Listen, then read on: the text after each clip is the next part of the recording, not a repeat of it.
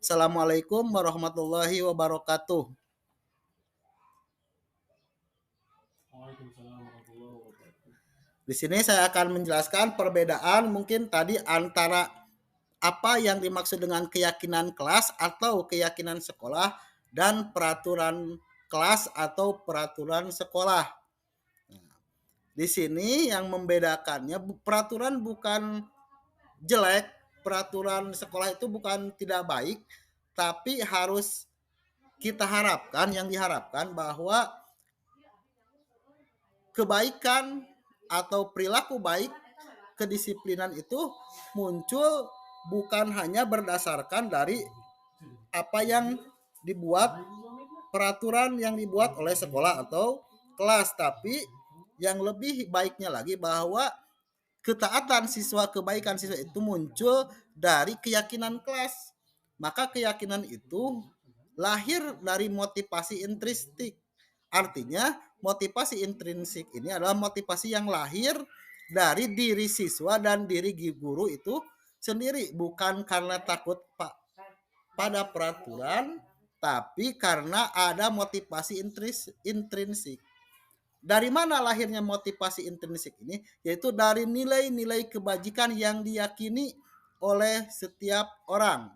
Nilai-nilai kebaikan universal yang dimiliki oleh setiap orang itu harus dimunculkan dan berubah menjadi keyakinan. Nah, dalam pembelajaran apalagi berkaitan dengan kurikulum merdeka, bahwa siswa diharapkan mempunyai keyakinan-keyakinan yang didasarkan pada profil pelajar Pancasila, yang pasti kita sudah mengetahuinya bahwa ada 6 profil pelajar Pancasila yang diharapkan itu lahir bukan hanya dari aturan-aturan yang dibuat di dalam kelas, bukan hanya aturan-aturan yang dibuat di sekolah, tapi betul-betul muncul bahwa ini adalah nilai yang harus siswa dan guru miliki.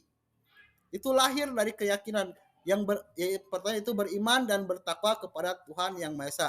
Jelas sebagai seorang mukmin muslim kita misalkan bahwa landasan setiap kebaikan itu adalah berdasarkan keimanan dan ketakwaan.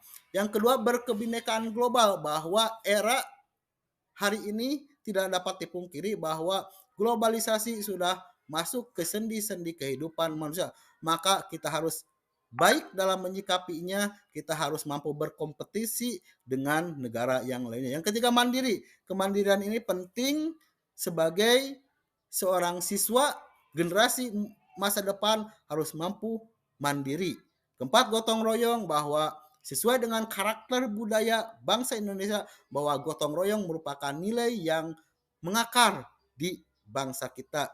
Yang kelima, bernalar kritis, bahwa kreativitas, ya, kemampuan anak dalam berpikir itu harus betul-betul bukan hanya menalar, bukan hanya menghafal, tapi mampu menganalisa setiap materi yang disampaikan oleh guru. Dan yang keenam adalah kreatif.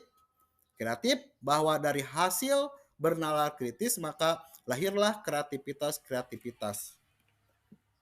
Nah, berkaitan juga dengan apa itu hukuman, konsekuensi, dan restitusi. Mungkin tadi sudah diterangkan oleh Bu Risna. Nah, saya ingin bertanya kepada seluruh guru yang hadir. Di sini ada tindakan guru bisa memberikan pendapat manakah yang termasuk ke dalam hukuman, mana yang termasuk ke dalam konsekuensi.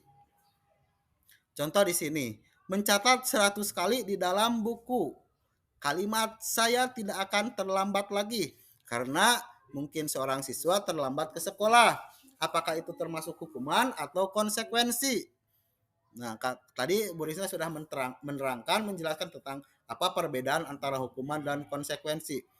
Lari mengelilingi lapang basket 2 kali karena terlambat hadir di sekolah. Murid diminta untuk push up 15 kali karena tidak menggunakan masker ke sekolah. Selanjutnya, menggantikan kertas tugas teman yang telah dicoret. Membersihkan tumpahan air di meja tulis karena tersenggol pada saat belajar. Selanjutnya, meminta murid untuk tidak mengenakan sepatu seharian di sekolah karena dia tidak memakai sepatu hitam. Lari mengelilingi lapangan basket 2 kali karena terlambat 10 menit untuk pelajaran PJOK.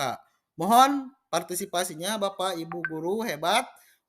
Boleh berpendapat dengan mengemukakan pendapat seperti tadi. Manakah dari tindakan guru itu mana yang termasuk ke dalam hukuman atau konsekuensi? Boleh dibuka mikrofonnya untuk memberikan pendapat.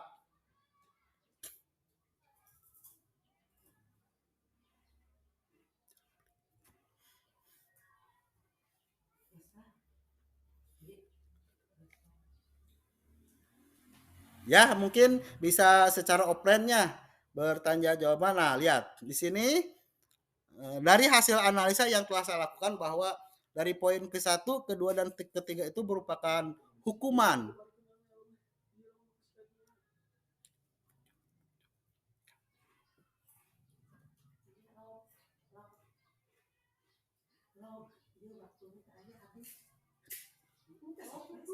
Yang ketiga, yang keempat, kelima itu merupakan konsekuensi. Yang keenam hukuman dan yang ketujuh konsekuensi. Boleh yang tidak setuju, yang setuju, yang tidak setuju boleh berpendapat. Lanjut, mungkin nah di sini perbedaannya bahwa hukuman itu pasti ada sesuatu yang tersakiti mungkin baik secara fisik maupun mental. Ya, mental health mungkin itu pasti ketika ada hukuman pasti ada yang dikorbankan. Nah, kalau konsekuensi itu sesuatu yang memang harus terjadi karena kebaikan ataupun kesalahan. Kebaikan dengan konsekuensi baik, maka kesalahan pun pasti ada konsekuensinya. Ya. Yang ketiga, biasanya hukuman itu untuk mendisiplinkan dan anak membenci kedisiplinan. Nah, maka dengan konsekuensi anak harus dapat menghargai kedisiplinan, bahwa kedisiplinan dapat mendorong seorang anak untuk menjadi orang yang lebih baik. Hukuman itu biasanya berupa paksaan, dipaksa mau tidak mau dia harus melaksanakannya. Tapi kalau konsekuensi itu maka akan diberi dulu stimulus, kemudian ada tanggapannya. Mendorong anak menyakiti diri sendiri. Ya, mendorong anak agar lebih mudah menyesuaikan diri. Konsep diri yang buruk, konsekuensi adalah konsep diri yang baik. Hukuman anak belajar untuk menyembunyikan kesalahannya karena takut, mungkin karena ada takut, tapi dengan konsekuensi anak belajar untuk mematuhi peraturan karena memang peraturan itu penting untuk dilaksanakan, penting untuk dirinya sendiri, penting untuk orang lain, dan penting untuk lingkungan sekolahnya. Nah, hukuman itu biasanya berbarengan dengan rasa marah, rasa bersalah, merasa malu, merasa tidak dihargai. Maka anak ketika diberi hukuman mungkin dia memiliki rasa marah. Saya melakukan tindakan A, dia seharusnya tidak merasa bersalah, tapi ketika dihukum dia marah. Atau mungkin ketika dia sadar dia merasa bersalah, ada rasa dipermalukan, ada merasa tidak dihargai. Nah, tapi ketika konsekuensi diterapkan, maka hak-hak dia sebagai siswa mungkin akan berkurang. Ya.